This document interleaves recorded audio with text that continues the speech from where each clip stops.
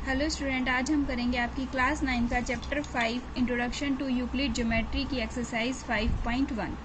देखो, इसके अंदर फर्स्ट क्वेश्चन आपको दिया है which of the following statements are true and which are false. यानी आपको 4-5 स्टेटमेंट्स दी गई हैं, उनमें से आपको ये बताना है कि कौन सी ट्रू है और कौन सी फॉल्स है, और फिर अगर फॉल्स हैं तो उनका रीज़न भी देना है कि रीज़न क्या है।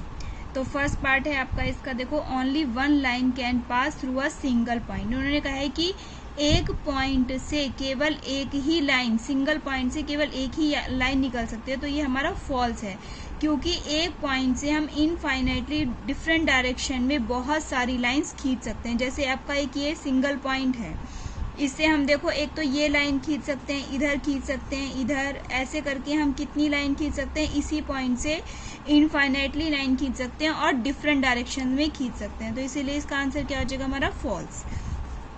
अब देखो सेकंड पार्ट है आपका, there are infinite number of lines which passes through two distinct point. यानी कि अगर आपको दो डिस्टिंक्ट पॉइंट दिए गए हैं, उनसे इनफाइनाइट नंबर ऑफ लाइंस खींची जा सकती हैं। क्या ये ट्रू है, ये फॉल्स है? तो ये भी क्या है हमारा फॉल्स है, क्योंकि टू डिस्टिंक्ट पॉइंट से केवल एक सिंगल लाइन ही खींची जा सकती है। इसके अलावा देखो, मैं अगर ऐसे खींचूंगी तो ये जो है लाइन, जो ये वाले दो वाला दूसरा पॉइंट है, ये अलग हो जाएगा। तो एक दो सिंगल पॉइंट से, दो डिस्टिंक्ट पॉइंट से केवल एक सिंगल लाइन ही खींची जा सकती है, इसलिए इसका आंसर भी क्या हो जाएगा हमारा फॉल्स।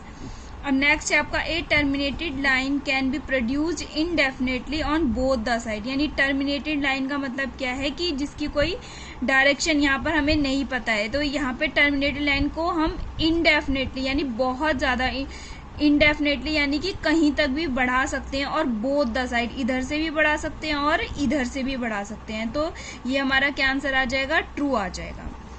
नेक्स्ट है, और ये हमारा यूक्लिड पोस्टुलेट भी है। देखो नेक्स्ट है, if two circles are equal then their radii are equal. ये भी हमारा क्या आ जाएगा, ट्रू आ जाएगा, क्योंकि अगर दो सर्कल इक्वल दे रखे हैं, तो दो सर्कल इक्वल कब हो सकते हैं, जब इनकी रेडियाई इक्वल हो। यानी कि अगर ये 2 सेंटीमीटर का, तो ये भी कितने सेंटीमीटर का होगा, 2 सेंटीमीटर का, तभी ये दोनों क्या हो जाएंगे, इक्वल हो जाएंगे। नेक्स्ट है आपका, देखो in figure given below if AB is equal to PQ and PQ is equal to XY then AB is equal to XY। देखो क्या दे रखा है कि एक AB है, AB किसके इक्वल दे रखा है आपको, PQ के इक्वल। AB किसके इक्वल दे रखा है आपको, PQ के इक्वल दे रखा है, और जो ये PQ है ये किसके इक्वल दे रखा है आपको, XY के इक्वल। ठीक है, ए बी किसके इक्वल दे रखा है, पी क्यू के इक्वल, और पी क्यू किसके इक्वल दे रखा है, एक्स वाई के। तो क्या ए बी भी एक्स वाई के इक्वल होगी, तो यहाँ आगे ट्रू होगा, क्योंकि things which are equal to the same thing are equal to one another. यानी कि अगर दो चीजें आपस में इक्वल होती हैं, जैसे अगर ये 2 सेंटीमीटर है तो ये भी कितनी हो जाएगी, 2 सेंटीमीटर, तभी तो A B is equal to P Q होगा। अगर ये 2 सेंटीमीटर है तभी ये भी कितनी होगी, 2 सेंटीमीटर। और अब आपको क्या दे रखा है, पी क्यू भी किसके इक्वल है, एक्स वाई, इट मीन्स ये भी कितने की हो जाएगी, 2 सेंटीमीटर। अब ये ए बी किसके इक्वल आ गई आपकी, एक्स वाई के, और ये हमारी यूक्लिड एक्सियम भी है। अब नेक्स्ट है आपका सेकंड क्वेश्चन, इसमें आपको 5 डेफिनेशंस लिखनी है। देखो फर्स्ट डेफिनेशन है आपकी पैरेलल लाइंस।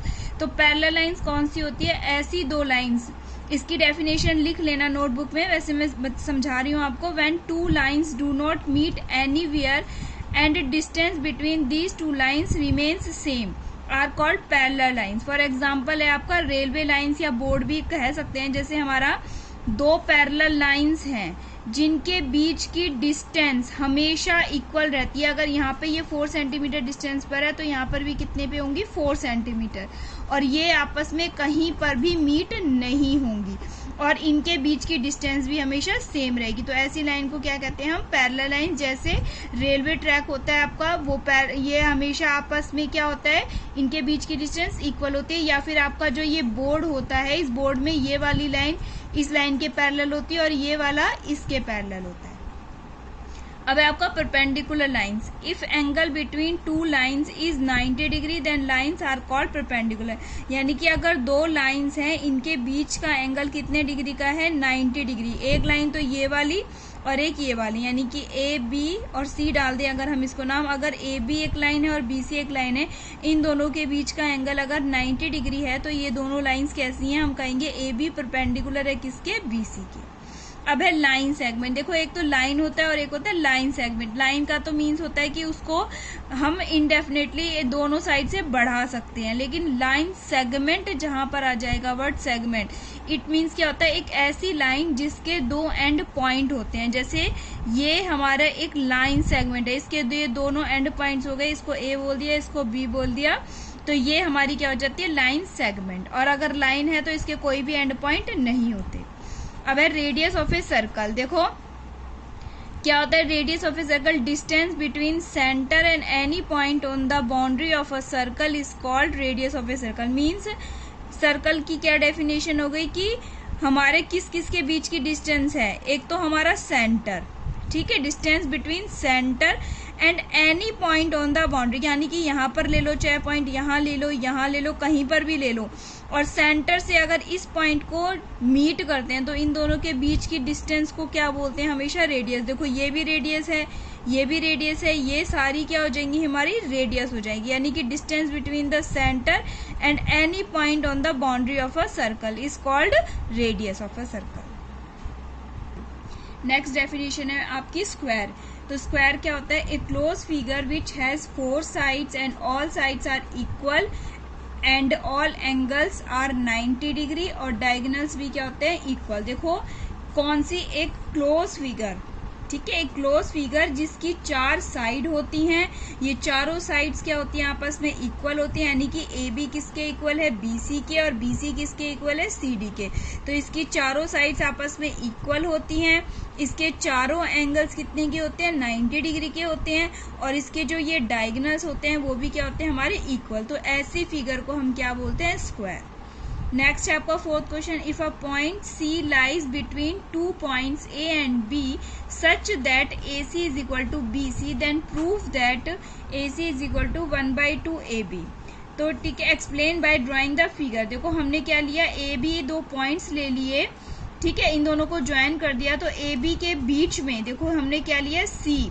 सी क्या करता है, दोनों के बीच में लाई करता है, तो हमने सी इसके बीच में ले लिया, और इस तरीके से लिया है कि ए सी किसके इक्वल है, हमारा बी सी के इक्वल। अब हमें इसे प्रूफ करने हैं, क्या है, हमें A C is equal to half of A B. देखो गिवन क्या दे रखा है, ए और बी 2 पॉइंट्स हैं, और इस तरीके से है कि जो ए सी है वो किसके इक्वल है, बी सी के इक्वल है। हमें प्रूफ क्या करना है कि ए सी जो है हाफ है किसका, ए बी का। अब आप फिगर में देखो ए बी किसके इक्वल आएगा, हमारा ए सी प्लस में B C. A B is equal to A C plus में बी सी लिख सकते हैं।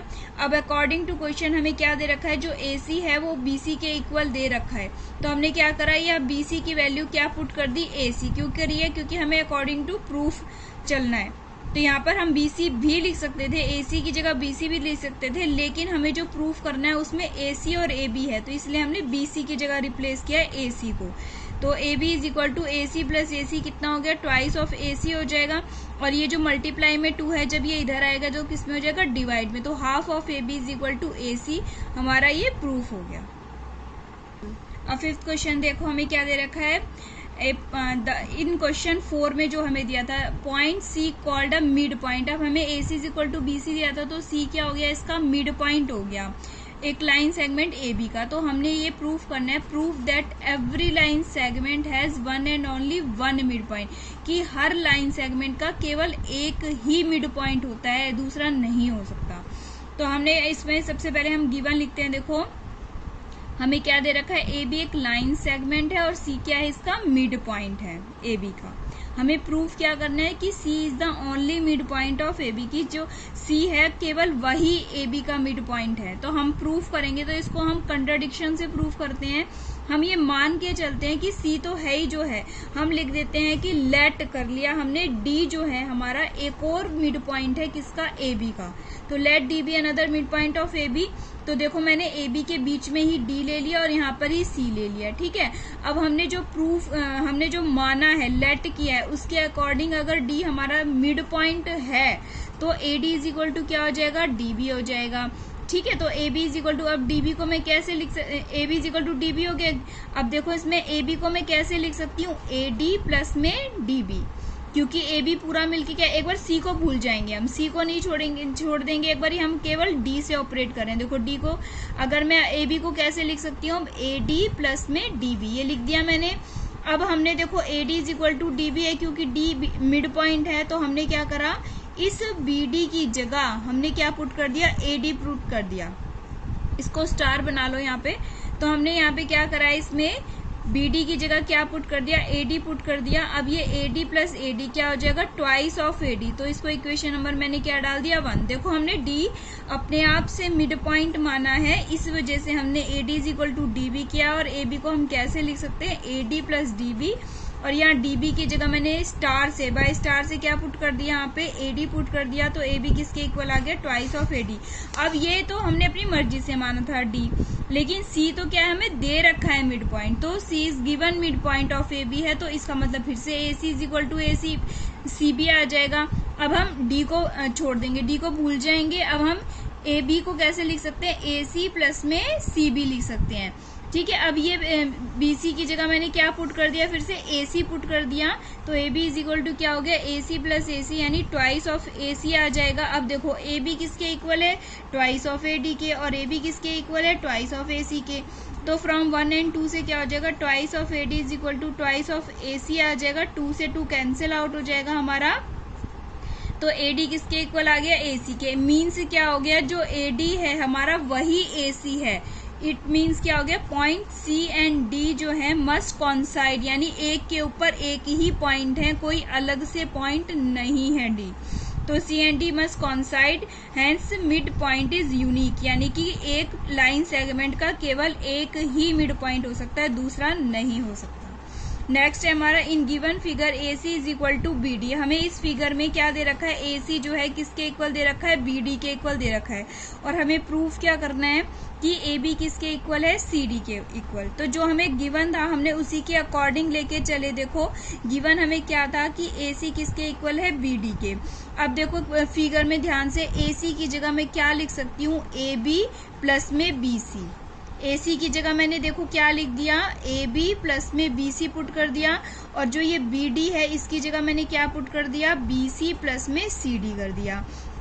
अब हमने क्या करा, सब्ट्रैक्ट कर दिया बोथ द साइड BC। देखो यहाँ पर भी BC और यहाँ पर भी, तो मैंने दोनों तरफ जो है BC को सब्ट्रैक्ट कर दिया। तो AB plus BC minus BC, और इधर भी BC plus CD minus BC हो गया।